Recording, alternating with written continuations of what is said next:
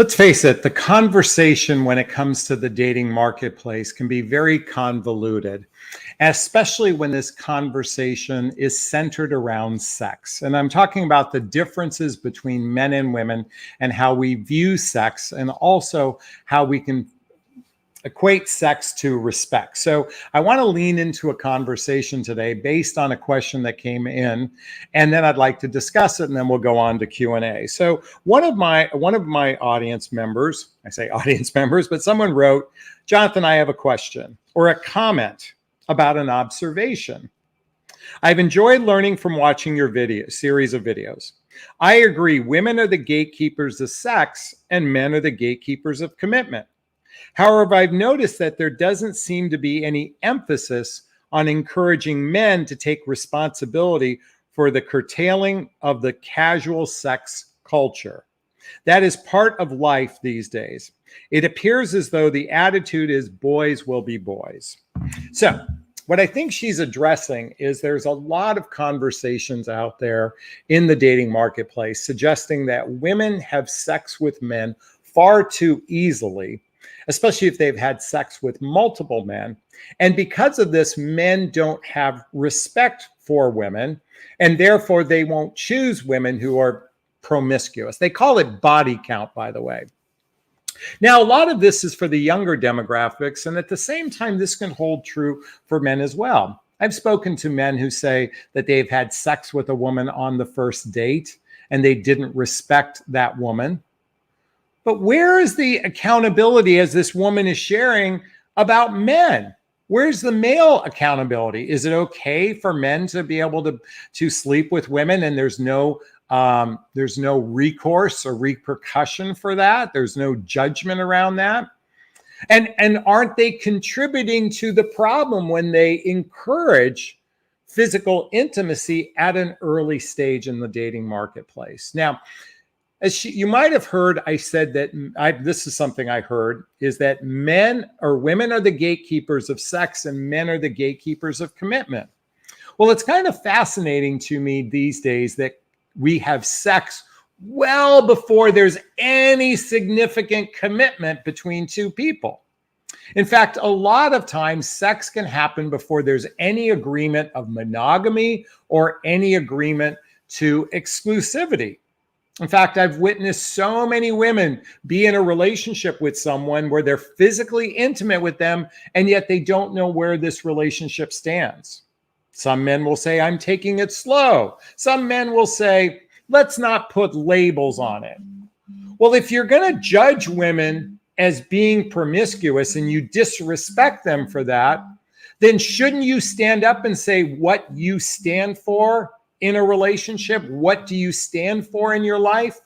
See, I think men have to be accountable for this as well if this narrative is going to throw women under the bus.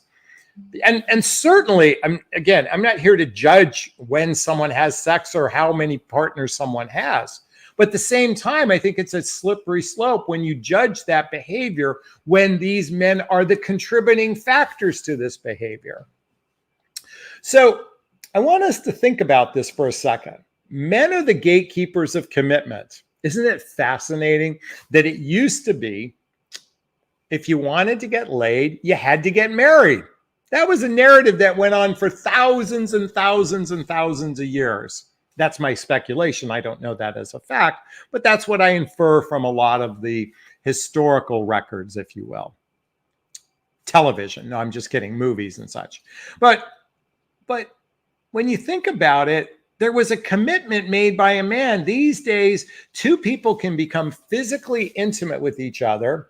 They can enjoy some occasional companionship, occasional sex, occasional connection without any real purpose associated with this. See, I want you to understand something. Dating is a vetting process to decide if you want to explore a relationship with someone. Dating is the getting to know you period. Okay, to develop a sense of intimacy, to develop a sense of trust with someone. Now, to me, physical intimacy is a rather, precious act, if you will. That's right, it's precious because we can become emotionally attached. Well, I should say women tend to get more emotionally attached physically, more so than men. Men, biologically speaking, they can spread their seed and not get as attached to someone as a woman can. Also, you know what occurs to me, speaking of intimacy, we talked about physical intimacy, I'm talking about sex. But what about the act of kissing? You know, it's interesting. Did you ever see the movie Pretty Woman with Julia Roberts and Richard Gere? She plays a sex worker, and one of her rules is she can have sex with a man, provided there's use of condom, and yet she won't kiss a man because that's too intimate. So when you think about dating today, getting a kiss on the first date is almost a prerequisite these days. It's almost an expectation, because if there isn't some sort of connection in that area, two people rarely decide to invest in getting to know one another. And then that's a precursor to having physical sex with someone. It's as if we've diminished physical intimacy to its lowest common denominator, meaning it has no value. And yet all the things that have value is all now predicated on whether or not a man wants to choose you. Now, I think it's fair to say, though, to commit to someone should mean, I want to take care of you. I want to take care of you. Whether you're living together or getting married, that's a declaration to say, you know what? I want to take care of you. And it doesn't mean, even in the bad times, it means in the good times too. But more importantly, yes, in the tough times, if you're going through a challenging physical condition, or you need some support in your life and you're there to support one another. And it should be a two-lane street for both people. It isn't singular to a man nurturing a man and a man not nurturing a woman. And yet for a man, it's typically associated with taking care of someone is financially. And so think about this. We can get physically intimate with someone, but to really reach that level of full commitment is, I want to take care of you. How many people are experiencing years and years and years of relationship without ever knowing, does this person want to take care of me? Do we want to take care of each other? See, isn't it interesting that we don't put that as on the forefront? And so in doing all the things necessary to determine, is this person worthy of taking care of? And vice versa, knowing that this person will be there through you thick and thin. See, at least with the marriage contract, there's a consequence associated with stopping taking care of someone, discontinuing taking care of someone. There might be a financial recourse. Now we can just have empty words to say, I care about you, only to disengage from a person because there is no level of commitment. And then I want you to think about this. We just said that kissing and sex is a very intimate act, and you bond with another human being through these experiences. There's no consequence for ghosting. There's no consequence for disappearing. There's no consequence for pulling away. See, we are a self-indulgent society here in the United States. It's all about my needs, my needs, my needs. See, true character is putting the other person's needs at least on par with your own needs. Think about that. That's true character in a relationship. That's truly building trust, as you say to another person, your needs matter to me. Your best interests are my best interest. And yet dating today is a very self-serving experience for both men and women alike. Listen, I once had a woman say, or I listened to a dating coach that said, if a man doesn't pay for your valet when you go out to dinner with him, don't ever see him again. He doesn't pay the valet? First off, if he treated for dinner, that's a very generous act. See, we've boiled down generous acts as to expectations, and God forbid he doesn't pay for the valet. We should dismiss this person. You might be dismissing a person that will actually be there for you, because just because someone has money and is willing to pay for your time doesn't necessarily mean that they'll be there for you when things are tough. I'm really tired of this dating rhetoric today. It's actually pitting men and women against each other. And it's unhealthy, and worse, it's dangerous, because these narratives get bled, or they're seeping into our consciousness to the point where both men and women are rather jaded towards the opposite sex. And it's making it very difficult to actually surrender. And I mean by surrender in the getting to know you phase of someone, to really determine if they're a healthy person to be with. But then we've got another issue to contend with. The vast majority of people, particularly in midlife, are wounded. They have childhood wounds and traumas and adult traumas that make them rather emotionally dysfunctional, emotionally constipated. Or worse, they're incapable of actually ever committing to someone. This is why I created my private coaching program. By the way, there's a link right here to schedule a discovery call with me to see if working with a coach is right for you. There's links below. What I mean to say is I help you cultivate the questions based on your personality you need to ask someone to truly evaluate if they're a good fit for you, because many human beings have terrible discernment. And worse, all of your discernment is based on a lot of superficial things. How tall is he? How good looking is he? How much money does he have? Oh yeah, that's the indicator of relationship success.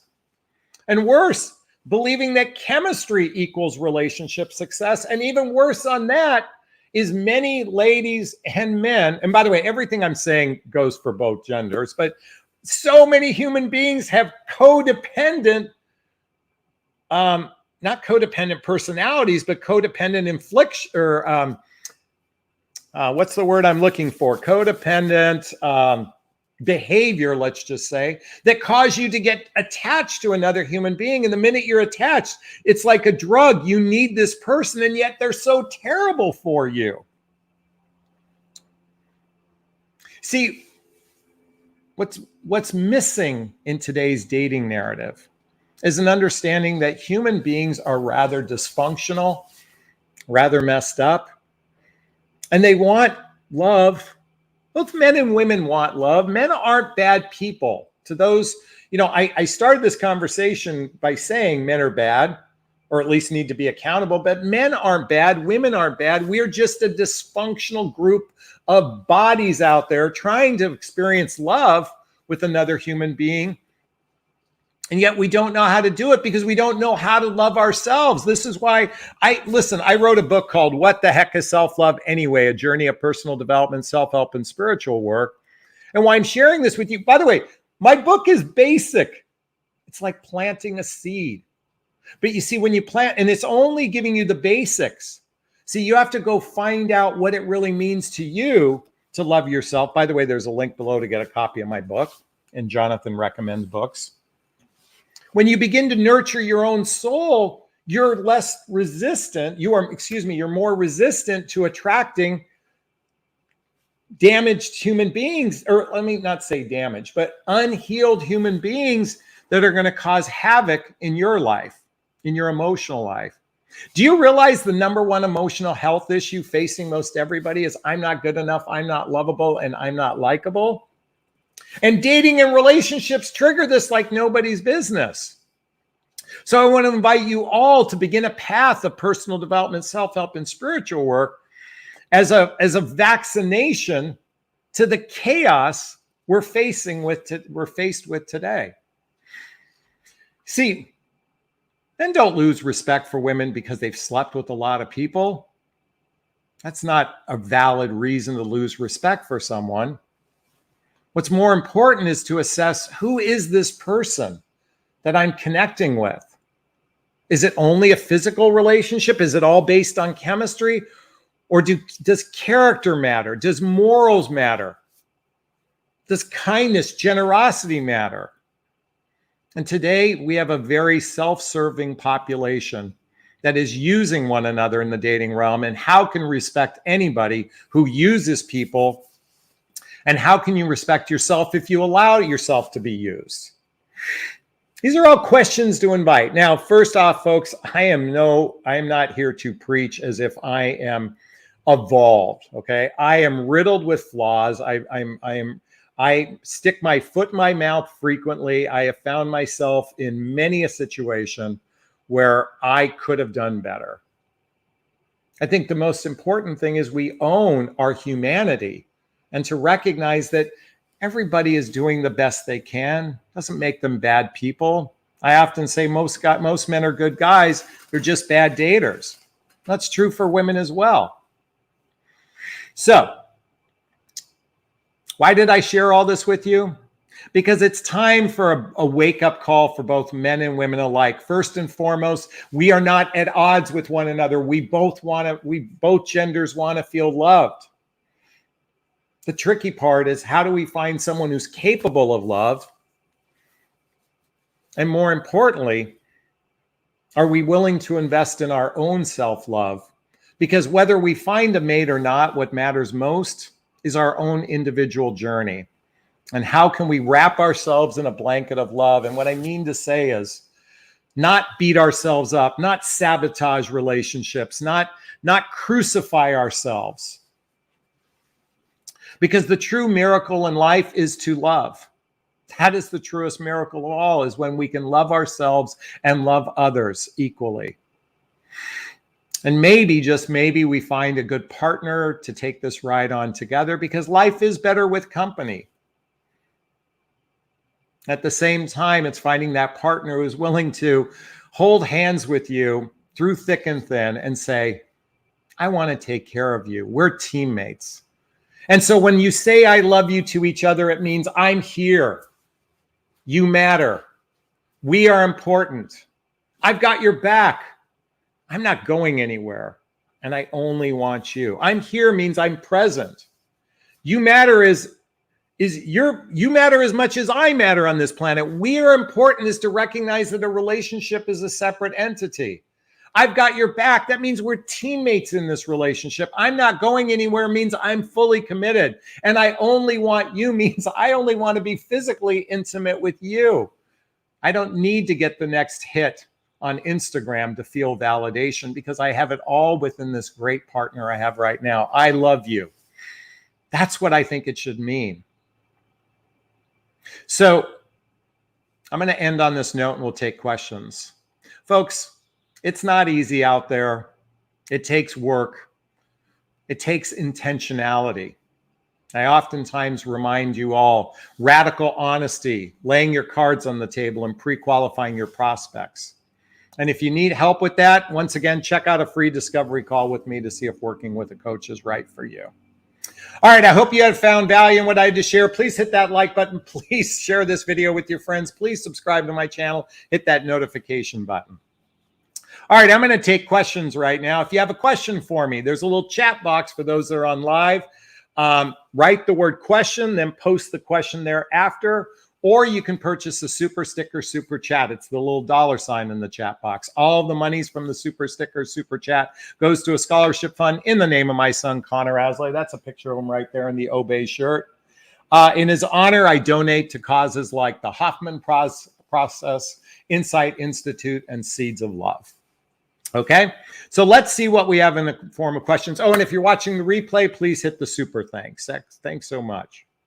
Hey, I want to give props to Margaret for the $3.99 super sticker. Thank you so much. Becca says, do you think guys are sensitive to the size even if we don't talk about it? Okay. I think she's talking about penis size. Are men sensitive to that? Abso-fucking-lutely. Excuse the F word. Yes. You know, to some degree, our size relates to our manhood. And there's this belief that somebody who is much larger than another is more masculine than another human being.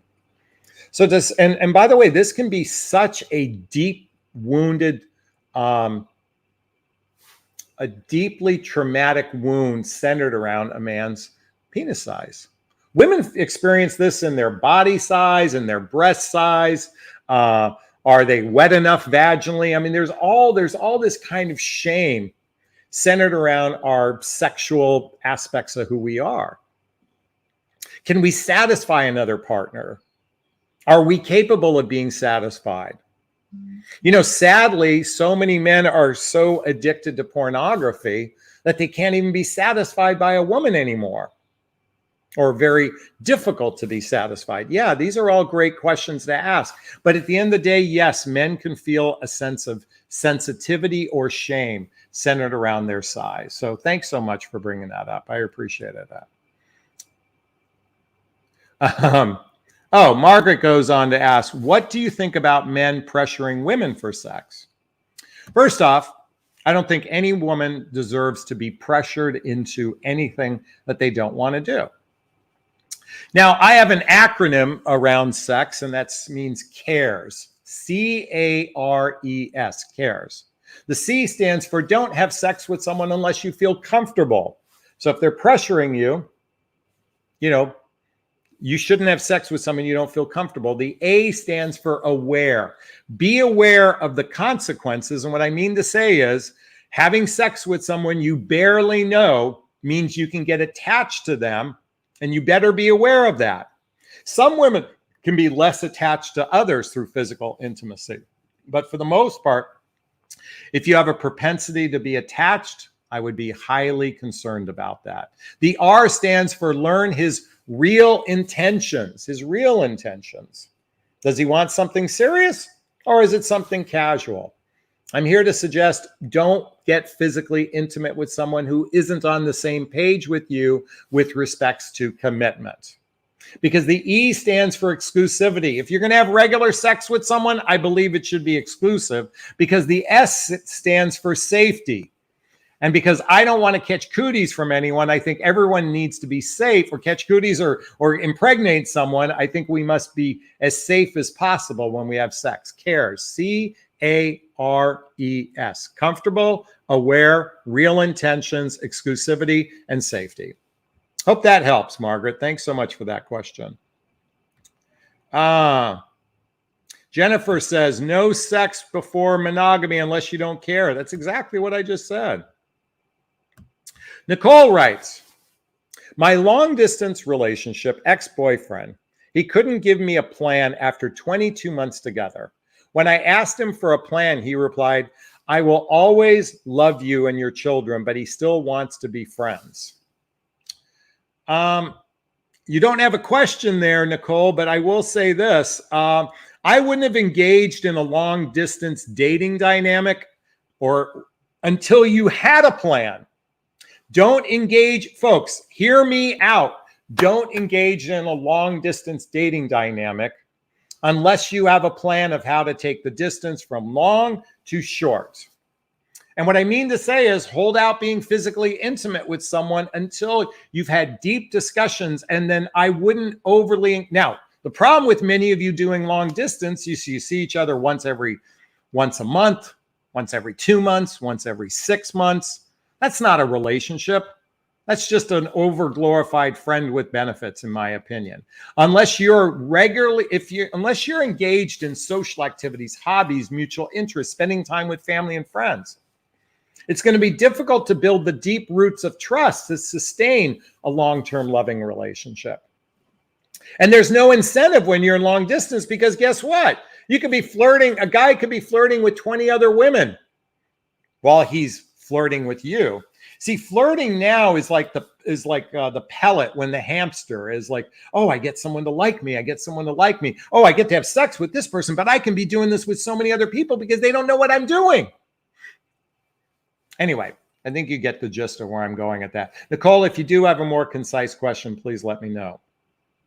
Margaret goes on to say, good point about codependency. Exactly. We're going to have a video on that tomorrow. Marilyn says, everything you're saying is so true, Jonathan. Everyone is so selfish. What has happened to us as a society? Sadly speaking, we've been indoctrinated in a more me too.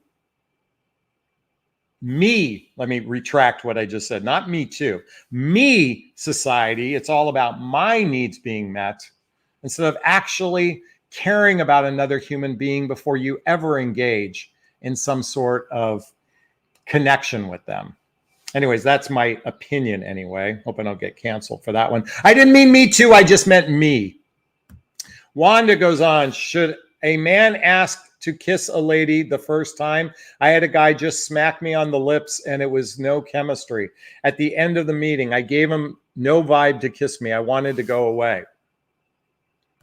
You know, that's a very difficult one. I think if a man is confident, he shouldn't have to ask. And at the same time, he should read the room. Is it safe to kiss this person? You know, I like what happened in the movie Hitch.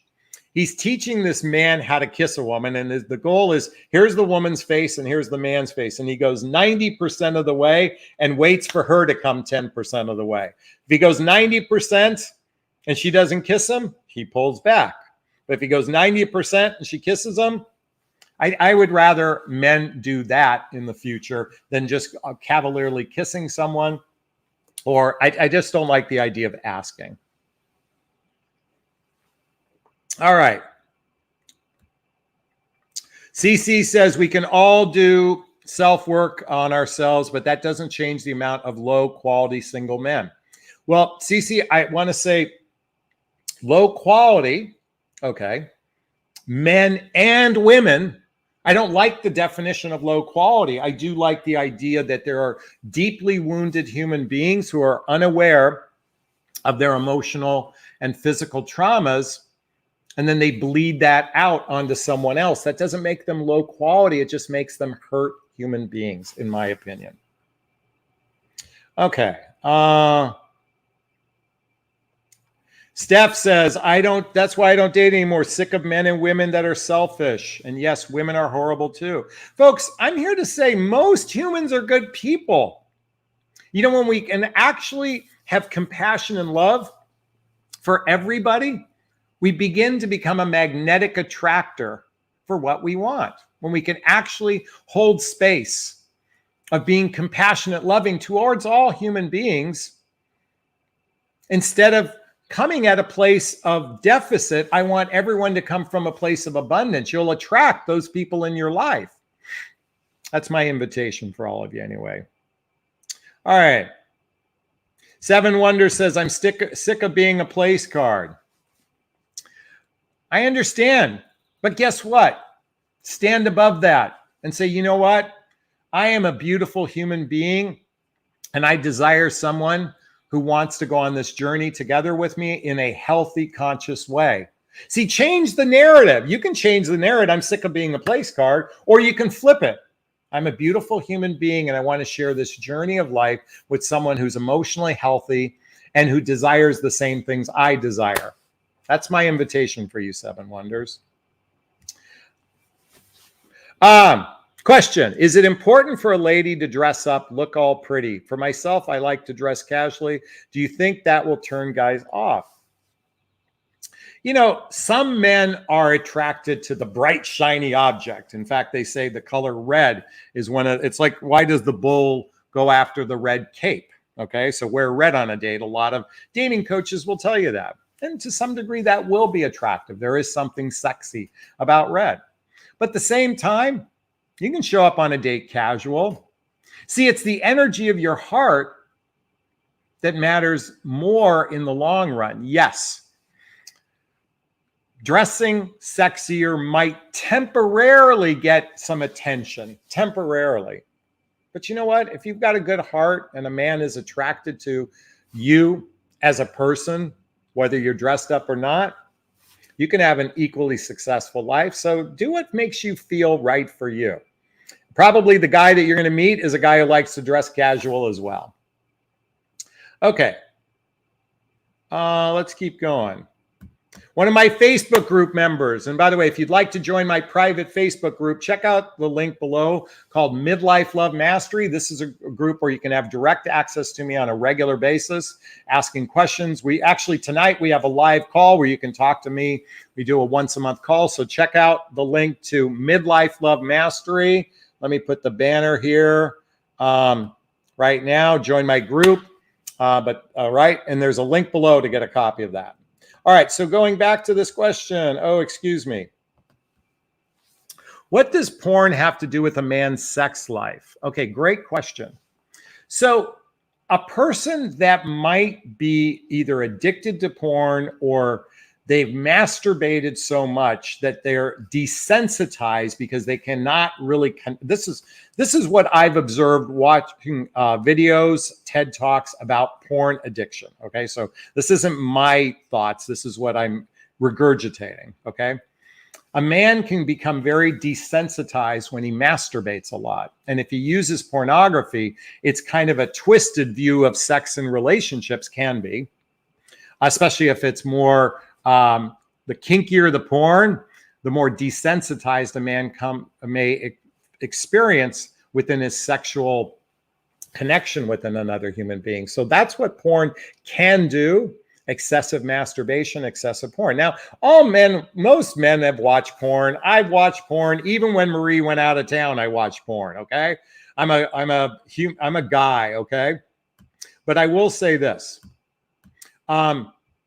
Being addicted to it or over abuse is not healthy. That's my 2 cents on porn. Okay? All right, let's keep going.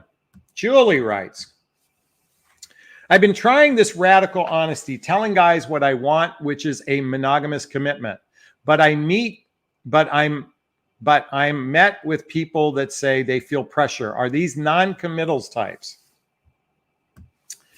If Marie came to me and said, I'm looking for a serious, well, by the way, she did say, I'm looking for a serious committed relationship. And I said, that's too much pressure on me. Well, it's not. You have to recognize, you're not saying, I want it with you. Okay. This is what I want. What do you want? See, that's the follow-up question. What do you want? No, I just want it casual. I just want it easy. I just want to have a good time. Do you believe you should be having, then the follow-up question, do you believe you should be having sex when you're having a good time? Oh yeah, of course I want sex. Why I have to, test drive the car before I'm ever going to buy it. Yeah, but you can test drive a car and never commit to it. See, I'm not willing to do that. I want a relationship with someone who is serious and intentional. If that feels like too much pressure, that's okay. You can go on Tinder, you can go on Bumble, you can go on Hinge, you can go on any one of the dating apps. I'm sure there's plenty of women who will have sex with little or no requirements. This is not who I am. And if that's pressure for you, guess what? You're a weak man, because if you can't handle that much pressure, what's going to happen when we have to really deal with pressure? That's not pressure. That's called, are we on the same page? Anyway, okay, Julie, I hope that helps. Bella, arranged to go away for the weekend with my boyfriend. He cut his time by a big chunk to help a friend, something I think he could have done anytime. I was hurt as was looking forward to it, but he thinks it's okay. There isn't a question there, but I will say this. That was an insensitive thing for him to do. But at the same time, sometimes when a relationship hasn't fully been rooted with one another, see, or when I say fully rooted, in other words, you might not have built the deep roots of trust in this relationship where he would care about your feelings. That's number one. Or he's dismissive of your feelings. Because yes, there are going to be times we have to make changes to a plan. That's going to happen. But, be sensitive to your partner, especially if they're looking forward to something. So it sounds like his attitude was, I'm just going to do this and you've got to suffer the consequences. That's not a real kind partner to be in relationship with. So ask yourself, or share with me, did he do it out of kindness and love, or was it dismissive of you? And then that should give you an indication of how he genuinely feels about you. Okay. Karen writes, been divorced almost a year, unsure about dating. How do I know it's time? See, these questions are difficult because I simply ask yourself, do you want a fully committed relationship? Number one. Am I capable of a fully committed relationship? Number two. Am I willing to invest in the process of getting to know someone? Number three. Those are the questions you might want to ask yourself. Do I want a fully committed relationship? Am I ready for a fully committed relationship? And lastly, am I willing to invest the time necessary to develop a fully committed relationship. Karen, can someone write that down for me? And then that way you can see it. Do I want it? Am I ready? And am I willing to invest? When you can answer yes to all three of those, that's the time.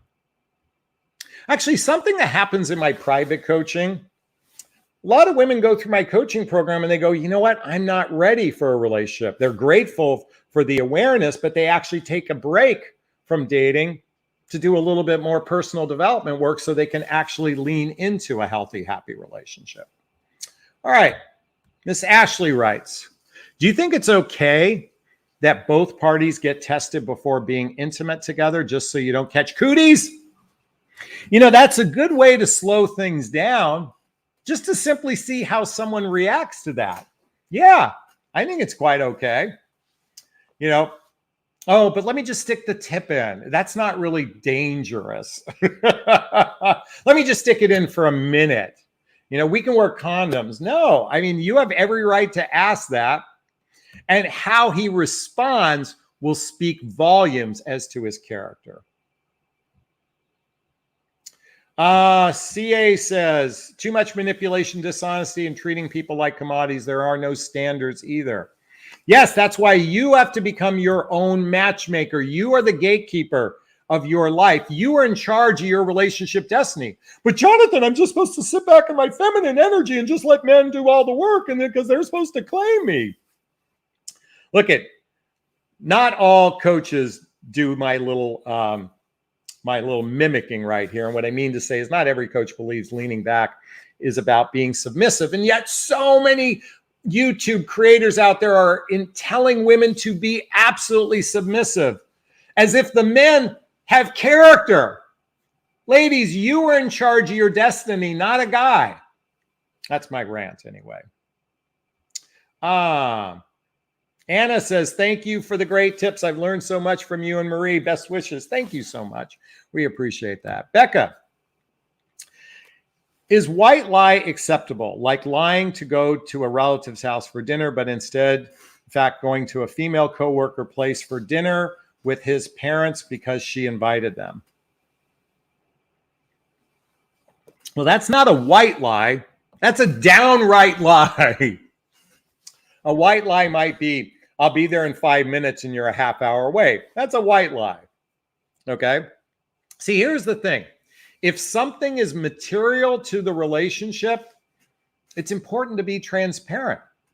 See, the reason why this person lied is because he knows that it wouldn't be acceptable. And let me just remind everybody of this little axiom. It is easier to get forgiveness than permission. He was lying because he knew it wouldn't be acceptable to you. So no, it's not acceptable. White lies are, hey, I'll be there in 5 minutes when you're a half hour late. That's a white lie. Hey, I had to go to the store, to do this when you were buying a birthday gift for them. That's a white lie. White lies wouldn't hurt someone's feelings. Although if you did tell someone you're going to be there and you were late, that might hurt someone's feelings. So white lies are usually things like, hey, I went to see my brother when I was actually buying you a birthday gift. That's a white lie because you didn't want to tell the person because you knew it was something that would benefit them. Okay? Or at least that's one version of it anyway. Bear with me 1 second, everyone. Okay. Age 65, him 57, and said he's not well endowed. Waited till I got married and his penis was too big for comfort. Wait, he's not well endowed. Had marriage annulled. He approached the topic with a new, how do I approach the topic with a new boyfriend? Won't have sex before marriage. Well, I think, you can be clear with someone right from the get-go that you aren't physically intimate with someone before marriage. Now, in the case of what happened with, I'm a little bit confused. He said he wasn't well endowed, but he was really gigantic. That's confusing to me. Maybe you might want to at least touch the pee-pee before you ever marry someone. But I think how to approach this topic with just honesty. Speak your truth. Just do it with kindness. Just say, this is part of who I am. And if that doesn't work for you, that's okay. You don't have to hide that one. That's important to you. You're going to be rejected by 99.9% of men, most likely. So you're going to have to find men who already agree with that experience. A lot of Christian men are that way. A lot of religious men are that way. By the way, sometimes just remember, you don't really know someone until you physically sleep with them and you spend time with them. A lot of times you don't know someone until you've actually lived with them for a while. Because I've had several women I know marry men after a short period of time only to find out the guy was a nightmare. That's another thing to be concerned about. Hey, Jeannie's in the house from our group called Midlife Love Mastery. Way to go.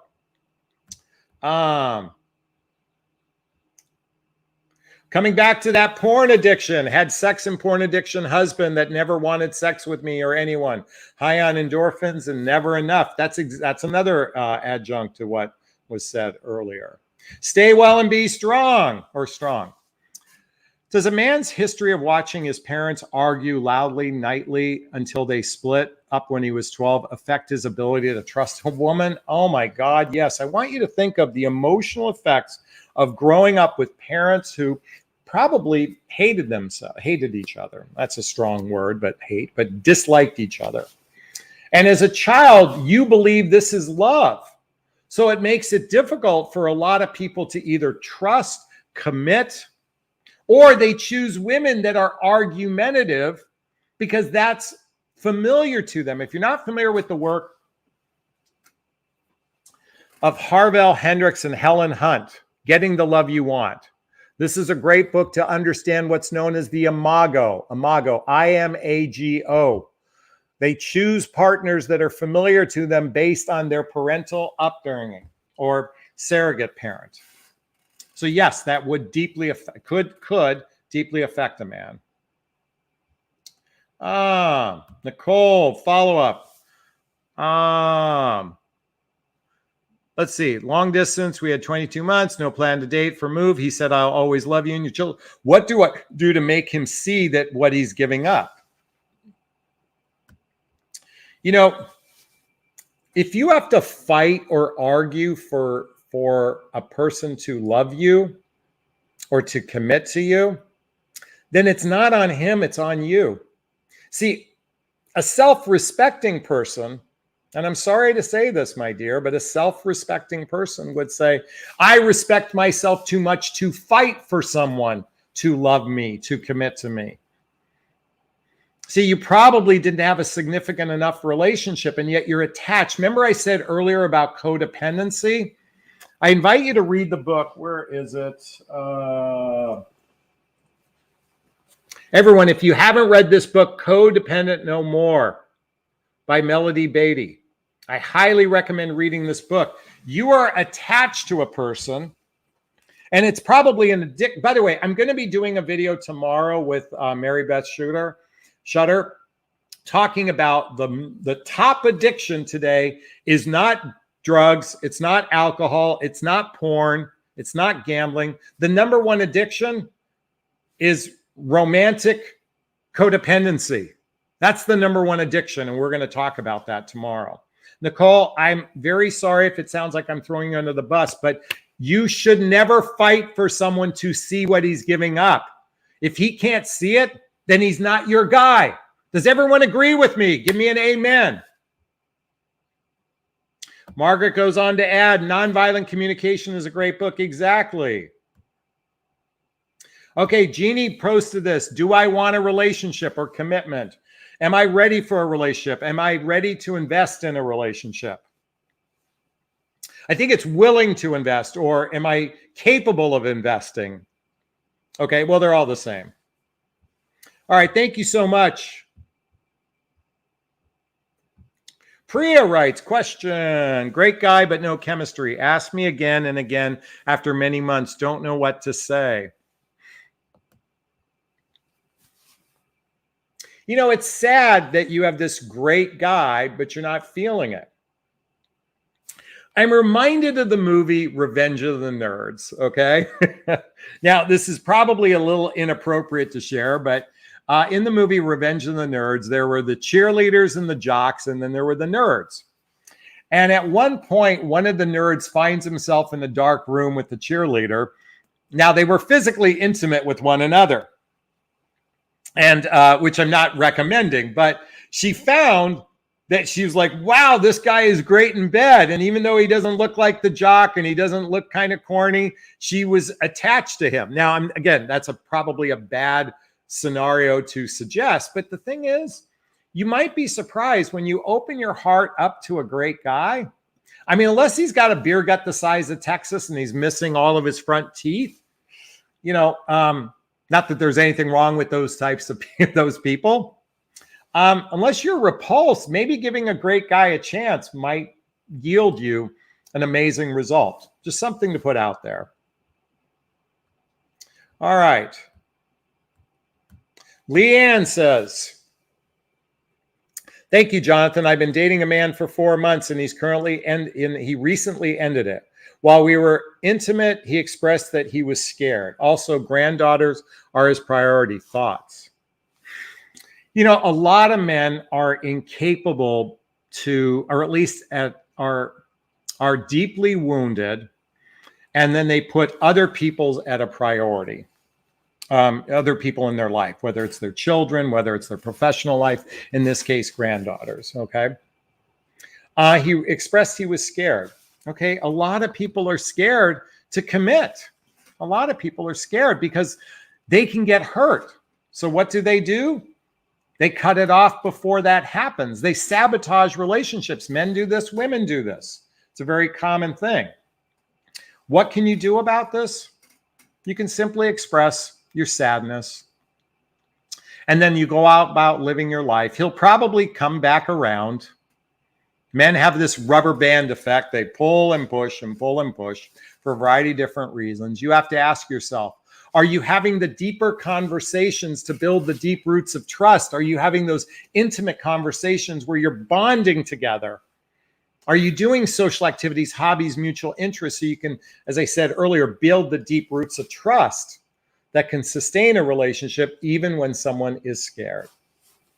Thank you so much for that question. We appreciate it. All right, everybody is saying amen. All right. We're going to be wrapping up in a few minutes. Becca says, can Maria, I'm not with a Maria, I am with Marie, share some of her solo traveling experiences? Did she go travel all by herself or with friends? So, Marie, there's a picture of my sweetheart. Marie with an E, just like Marie Osmond. And I know, Becca, that was not intentional. Or excuse me, Becca, I should say. So she started off, I think she found some travel group that was going to, I don't know, Africa. It wasn't that, but it was somewhere else. I forget where one of her first excursions, or it was maybe a cruise. There was something called Single Cruisers. And then there was this other organization called Singles in Paradise. I'll repeat that. Singles Cruisers, Singles in Paradise. These were all organizations that put together trips. Cruise ships or land-based excursions, okay? And then through that, she developed a group of friends, and they have a Facebook group, and they socialize together. It's funny, they make always plans to get together. These are 20, 30, 40 people, give or take, in these groups. And she's developed some really good friendships, and she's gotten to travel the world at a fraction of the cost it would be to travel. I think she went to Africa for 2 weeks, all expenses paid. I think with the airfare was $3,500. I mean, to do 2 weeks in Africa at that kind of price, that's amazing. And, a lot of people save up and they create savings accounts. They put $150 a month away for a year to do these. And by the time they're ready to go, it only costs them $1,500 at that point. So there are some just give you some, the Cliff Note versions of that. So I hope that helps. Becca wrote down singles cruisers, singles in paradise. She has a friend now, Dee, that organizes all these trips. We're thinking about going to a trip to Africa actually next year. We actually got a trip planned to Costa Rica. Marie is amazing at finding those bargains, and a ton of bargains exist. You just got to put yourself out there to find them.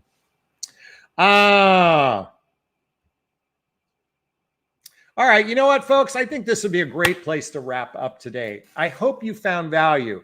You know, the reality is when I started this conversation, this causes men to lose respect for women.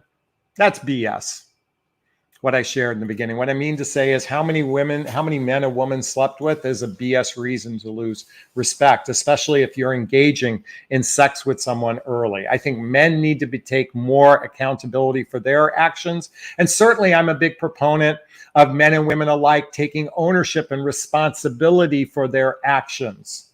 And we are swimming in a sea of dysfunctional human beings.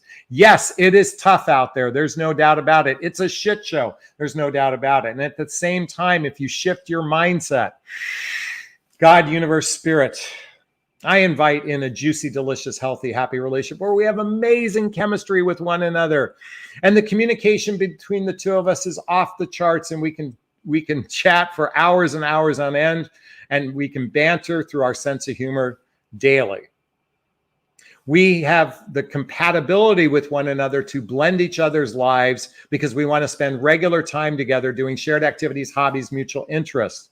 We share the same values on life, health, finance, charity, community, family, fun, pleasure, travel, prosperity, and spirituality. And lastly, we have created the deep roots of trust. So our commitment is so strong that it can weather the tiny bumps or even the big bumps that occur in the dating, mating, relating process. God, universe, spirit, I invite that in. Are you with me? If you are, give me an amen. All right, folks. Again, thank you so much. I hope you found value in it. If you did, please hit that like button. Please share this video. Please subscribe to my channel. Please hit that notification bell as well. And if you want to connect with me, check out all the links in the show notes. Schedule a discovery call with me. Join my group called Midlife Love Mastery. Find me on Instagram. Check out my dating vows. Check out my book, What the Heck is Self-Love Anyway? Check out the Adele program or the Naked Recovery, Naked Divorce program. All right, we're going to wrap up this video as I always do. First off, give myself a big, gigantic shot at the barrel of self-love. I'm going to reach into the camera and give you a hug of love if that's okay. I'm going to ask you to turn to someone, a pet, teddy bear, pillow, and give it or them a hug of love because hugs are a great source of love. And let's face it, we could all use more love in our lives. I want to thank Staywell and Wanda and Anna and Janice and Pamela and Corny Cobb and Janine and one of my Facebook members and Melina and Becca and everyone. Let's see who else. Margaret, I already said that. All right, Nana, Pamela, have a great evening. Be well. Bye now.